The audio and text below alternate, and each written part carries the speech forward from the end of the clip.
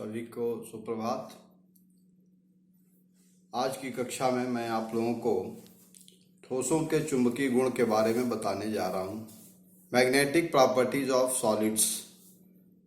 ठोसों में चुंबकीय गुण क्या होता है, यह चुंबकीय गुण कहाँ से आते हैं और ठोसों में चुंबकीय गुण कितने प्रकार का होता है, इन बातों को समझाने के लिए मैं आपके सामने हूँ। ठोसों में चुंबकीय गुण जानने के लिए, चूंकि हम जानते हैं कि कोई भी ठोस की जो रचना होती है वह इलेक्ट्रॉनों के द्वारा होती है और इन्हीं इलेक्ट्रॉनों के द्वारा चुंबकीय गुण दर्शाए जाते हैं।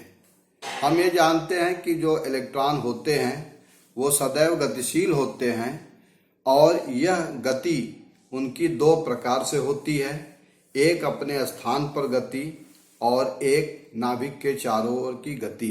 इस गति के कारण उनमें चुंबकीय गुण उत्पन्न होता है और इस चुंबकीय गुण को हम चुंबकीय आघूर्ण से माप सकते हैं।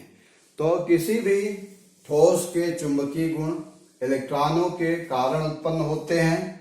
इलेक्ट्रॉन एक सूक्ष्म चुंबक की भांति व्यवहार करता है और उस चुंबक का चुंबकीय गुण चुंबकीय आघूर्ण द्वारा ज्ञात किया जाता है। इस चुंबकत्व के चुंबकीय आघूर्ण को की इकाई बोर मैग्नेटॉन या Bm से ज्ञात की जाती है, जिसे म्यू बी या केवल म्यू लिखा जा सकता है।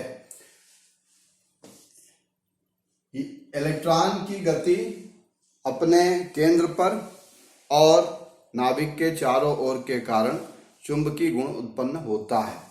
यह चुंबकीय गुण के आधार पर ठोसों का वर्गीकरण किया जाए तो यह वर्गीकरण 5 प्रकार से किया जा सकता है। यानी 5 प्रकार के जो ठोस होते हैं वह चुंबकीय गुणधर्म दर्शाते हैं। वह कौन कौन से गुण हैं, ठोस हैं? प्रतिचुंबकीय ठोस या डायमैग्नेटिक सॉलिड, अनुचुंबकीय ठोस, पैरामैग्नेटिक सॉलिड, लौ चुंबकीय ठोस, फेरोमैग्नेटिक, प्रतिचुंबकीय ठोस, एंटी फेरोमैग्नेटिक सॉलिड और फेरी चुंबकीय ठोस यानी फेरी मैग्नेटिज्म। ये 5 प्रकार के ठोस ये होते हैं। अगर हम बात करें कि प्रतिचुंबकीय ठोस या डायमैग्नेटिक ठोस क्या होते हैं, तो वे ठोस जो चुंबकीय क्षेत्र में दुर्बल रूप से प्रतिकर्षित होते हैं। दुर्बल रूप से प्रतिकर्षित होने वाले ठोसों को हम प्रतिचुंबकीय ठोस की संज्ञा देते हैं। इन ठोसों में सभी इलेक्ट्रॉन युग्मित होते हैं, पेयर्ड इलेक्ट्रॉन होते हैं और इस तरह के ठोस का चुंबकीय आघूर्ण शून्य होता है।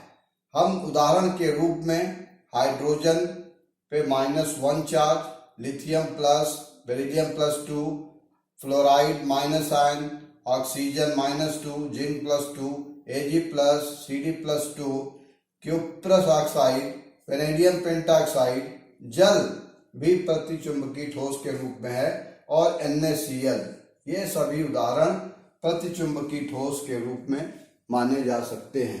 दूसरे तरह के ठोस होते हैं जो अनुचुंबकीय ठोस होते हैं। यह अनुचुंबकीय ठोस या पैरामैग्नेटिक ठोस विद्युत क्षेत्र में दुर्बल रूप से आकर्षित होते हैं। इनके दुर्बल रूप से आकर्षित होने का कारण क्या है? क्योंकि इन प्रकार के ठोसों में अयुग्मित इलेक्ट्रॉन होते हैं। इन्हीं अयुग्मित इलेक्ट्रॉनों की वजह से यह ठोस जब चुंबकीय क्षेत्र में रखे जाते हैं तो दुर्बल रूप से आकर्षित होते हैं, यानी प्रबल रूप से प्रतिकर्षित होते हैं और इनका चुंबकीय आघूर्ण शून्य नहीं होता है।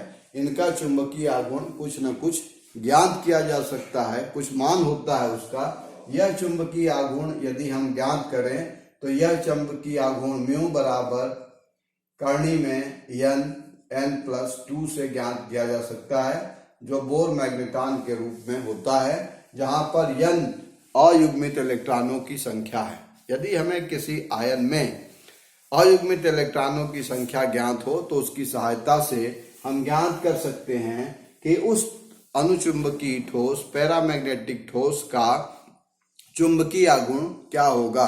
अगर उदाहरण देखा जाए तो इसमें oxygen O2, NO nitrous oxide, Cu+2, Fe+3 में Mn+2, Ni+2, क्रोमियम+3, VO2, CuO, ये सभी अनुचुंबकी ठोस के रूप में हैं। इन ठोसों में अयुग्मित इलेक्ट्रॉन उपस्थित होते हैं। तो यह देखा गया है कि संक्रमण तत्व अनुचुंबकी ठोस के रूप में होते हैं।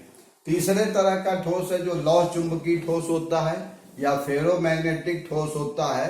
फेरोमैग्नेटिक ठोस, इन प्रकार के ठोसों को यदि चुंबकीय क्षेत्र में रखा जाता है तो यह चुंबकीय क्षेत्र में प्रबल रूप से आकर्षित होते हैं। इन प्रकार के ठोसों में धातु आयन होता है जो छोटे छोटे खंडों के रूप में होते हैं जो चुंबक का कार्य करते हैं, और इन छोटे छोटे खंडों को हम डोमेन कहते हैं, डोमेन मानते हैं। इस प्रकार से लौह चुंबकीय ठोसों में धातु आयन छोटे छोटे खंडों में विभक्त रहते हैं। ये छोटे छोटे खंड डोमेन कहलाते हैं और ये डोमेन अनियमित रूप से व्यवस्थित होते हैं, लेकिन जैसे ही इन्हें मैग्नेटिक फील्ड में रखा जाता है, चुंबकीय क्षेत्र में रखा जाता है, यह डोमेन समदिश हो जाते हैं, एक दिशा में हो जाते हैं। यहाँ पर आपको दिखाया गया है कि यह जो है धातु आयन के छोटे छोटे खंड हैं जिन्हें डोमेन कहते हैं।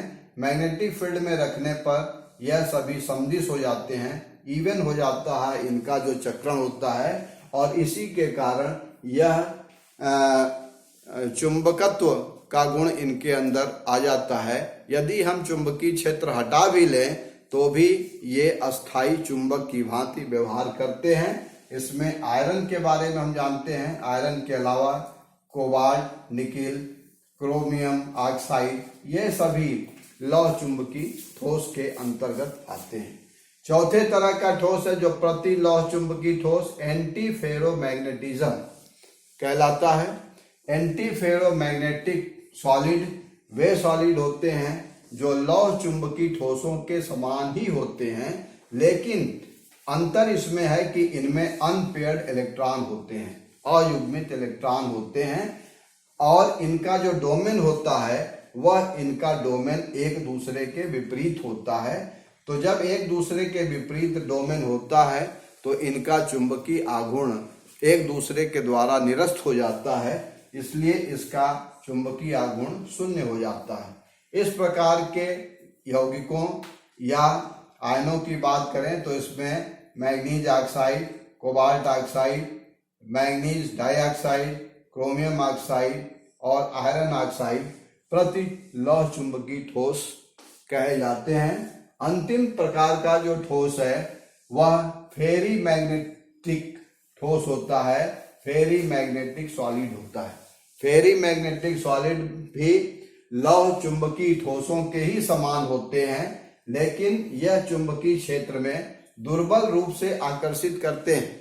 और सबसे बड़ी बात यह है कि अगर इस प्रकार के ठोसों को हम गर्म कर दें तो इनका चुंबकीय गुण समाप्त हो जाता है और वो अनुचुंबकीय की भांति व्यवहार करने लगते हैं। इनके डोमेन भी एक दूसरे के विपरीत होते हैं, लेकिन इनका चुंबकीय आघूर्ण शून्य नहीं होता है, बल्कि इनका चुंबकीय आघूर्ण लौह चुंबकीय ठोसों की अपेक्षा कमजोर होता है, दुर्बल होता है और कम होता है। तो इस प्रकार आज के टॉपिक में मैंने ठोसों का चुंबकीय गुणधर्म बताने का प्रयास किया। Thank you.